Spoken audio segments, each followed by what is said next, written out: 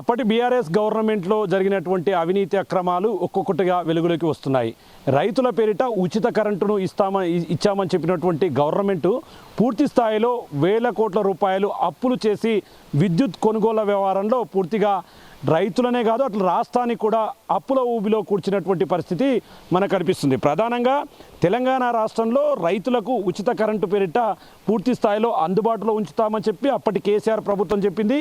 ఈ క్రమంలోనే గడిచిన ఎన్నికల్లో బీఆర్ఎస్ గవర్నమెంట్ అధికారం కోల్పోయాక కాంగ్రెస్ గవర్నమెంట్ అధికారంలోకి వచ్చింది. ఈ క్రమంలోనే అప్పటి బీఆర్ఎస్ గవర్నమెంట్ చేసినటువంటి అవినీతి అక్రమాలు ఒక్కొక్కటిగా వెలుగులోకి వస్తున్నాయి. మొత్తంగా రైతుల పేరు మీదే కాదు విద్యుత్ కొనుగోళ్ల వ్యవహారంలో పెద్ద ఎత్తున వేల కోట్ల రూపాయలు స్కామ్ జరిగిందంటూ కూడా పూర్తి స్థాయిలో నివేదికలు తెస్తున్నారు. దీనికి సంబంధించి ఇప్పటికే విచారణలు వేగవంతం చేశారు. మొత్తంగా ఒకవైపు రైతుల పేరు కావచ్చు, మరొక వైపు విద్యుత్కు సంబంధించినటువంటి వ్యవహారాలన్నీ కూడా చేస్తామని చెప్పినటువంటి కేసీఆర్ ప్రభుత్వంలో మిగులు బడ్జెట్ను కూడా లేకుండా అంటే రాష్ట్రాన్ని అప్పుల ఊబిలో కూర్చుకోపోయే విధంగా కూడా ఈ యొక్క విద్యుత్ కొనుగోలు వ్యవహారం అంతా కొనసాగిందని చెప్పి కూడా అందరూ గగ్గోలు పెడుతున్నటువంటి పరిస్థితి కనిపిస్తుంది. మనం ప్రజెంట్గా ఇక్కడ కొంతమంది మన దగ్గర రైతులు కూడా ఉన్నారు, వాళ్ళతో కూడా మాట్లాడదాం. అసలు దీని మీద వాళ్ళ స్పందన ఏంది అన్న, చెప్పండి అన్న, ఏంటి విద్యుత్ కొనుగోలు వ్యవహారంతో పూర్తి స్థాయిలో రాష్ట్రం అట్టుడుకుతుంది, దీని మీద మీరు ఏమనుకుంటున్నారు? ముందుగా మీకు నమస్కారం సార్. అయితే తెలంగాణ రాష్ట్రం నిధులు నియామకాలు నీళ్ళు అనే ఉద్యమం స్టార్ట్ చేసి తెలంగాణ సాధించుకున్న తర్వాత నిరుద్యోగులని ఉద్యోగస్తులను అందరం ప్రజల మోసం చేసి చివరిగా రైతులకు ఉచిత కరెంటు పేరు మీద ఉచిత కరెంటు ఇస్తా అని చెప్పి వివిధ రాష్ట్రాల్లో కొనుగోలు చేసిండు.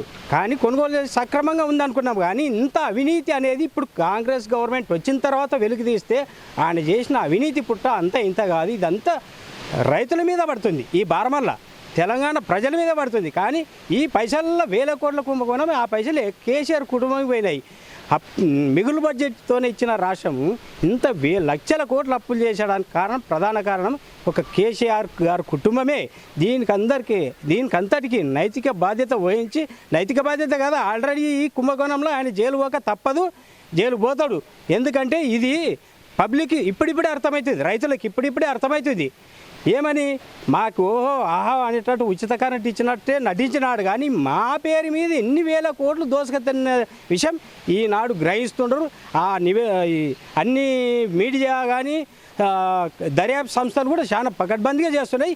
ఈ విషయంలో కేసీఆర్ నమ్మే ఏ రైతు కూడా లేడు భూమి మీద తెలంగాణ రాష్ట్రంలో. కాబట్టి ఖచ్చితంగా కేసీఆర్ కుటుంబం మీద చర్యలు తీసుకున్నారా, రైతులకి తెలంగాణ ప్రజలకు న్యాయం జరగాలని నా అది ఉద్దేశం. మరికొంతమంది రైతులు కూడా ఉన్నారు.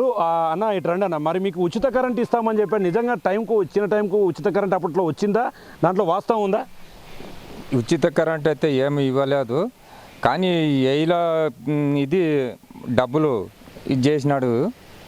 ఇప్పుడైతే కరెంట్ మన కాంగ్రెస్ ప్రభుత్వం వచ్చిన కరెంట్ అయితే బాగుంది. కరెంట్ అయితే కంటిన్యూగా అయితే బాగుంది, ఇప్పటికైతే బాగుంది. ఇది అప్పుడు టైంకు ఇస్తున్నాడు అంటే చెప్పిన టైంకు ఖచ్చితంగా 8 గంటలు వాళ్ళు చెప్పిన టైం ప్రతిరోజు ఉండేదని అంటున్నారు.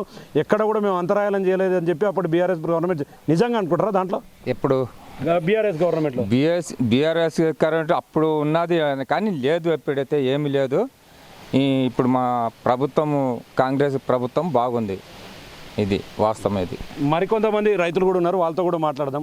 నిజంగా అప్పట్లో ఉచిత విద్యుత్ అని సరిగ్గా కరెంట్ ఇస్తున్నాం, బోర్ల కాడికి వాళ్ళు పోవాల్సిన అవసరమే లేదు, ఇంటికాడ ఉండే పని చేయొచ్చు అని చెప్పి గవర్నమెంట్ చెప్పి నిజమా? దాంట్లో అవన్నీ అబద్ధం.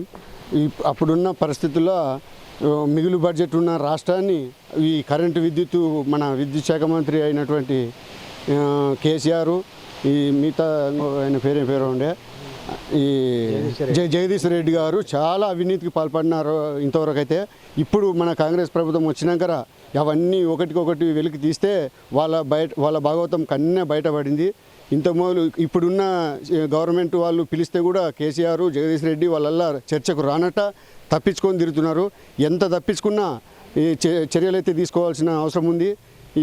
మన ఇప్పుడు వచ్చిన కాంగ్రెస్ ప్రభుత్వం కరెంటు గురించి చాలా చర్యలు తీసుకుంటున్నారు. ఎక్కడ అంతరాయం జరగనట్ట చాలా పకడ్బందీగా తీసుకుంటున్నారు. అంటే ఎట్లా చూడొచ్చు అన్న, అంటే వేరే దాంట్లో మోసం చేస్తే ఒకలాగా ఉంటుంది, కానీ నిత్యం రైతుల పేరు మీద ఉండేది వ్యవసాయానికి సంబంధించినటువంటి అంశాలు రైతులంతా సంతోషంగా ఉన్నారని చెప్పి కేసీఆర్ చెప్పారు. కానీ ఈరోజు నిజంగా ఇవన్నీ చూస్తుంటే ఏమనిపిస్తుంది? ఎక్కడ సంతోషం, వాళ్ళు సంతోషంగా ఉండడానికి చేసుకున్నారని.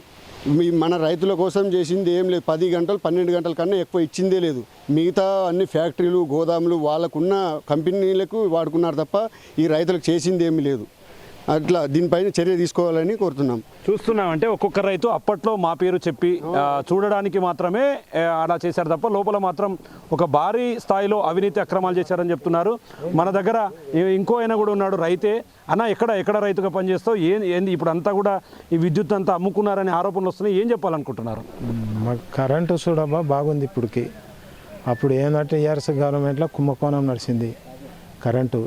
ఇంకా మొత్తం అది ఇప్పుడు ఎలుగులేకి వస్తుంది. ఇప్పుడు తీయాలని బయటికి కాంగ్రెస్ గవర్నమెంట్ మొత్తం తీయాలని ఇప్పుడు అది కరెంట్. అంటే గతంలో ఎప్పుడు మీకు ఇబ్బంది వచ్చేది కాదు, రైతులను మంచిగా చూసినామని చెప్పి నిజమేనా? ఏం లేదు, కరెంట్ ఎప్పటికీ ఇబ్బంది అనేది కాదు. ఇప్పుడే మంచిగా ఉంది, అప్పుడు కానీ ఇప్పుడు చాలా హైలైట్ ఉంది. కరెంట్ ఏమి డోకలేదు ఇప్పుడు.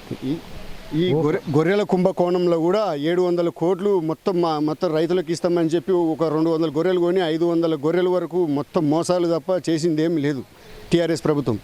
చూస్తున్నాం మొత్తం ఓవరాల్గా వాళ్ళు చెప్పేది ఏంటంటే అప్పట్లో రైతుల పేరు మీద పూర్తి స్థాయిలో ఉచిత పథకాల పేరుతో ఎన్ని చేసినప్పటికీ ఈరోజు అధికారం కోల్పోయిన తర్వాత వారు చేసినటువంటి అవినీతి అక్రమాలు ఒక్కొక్కటిగా వెలుగులోకి వస్తున్నాయి.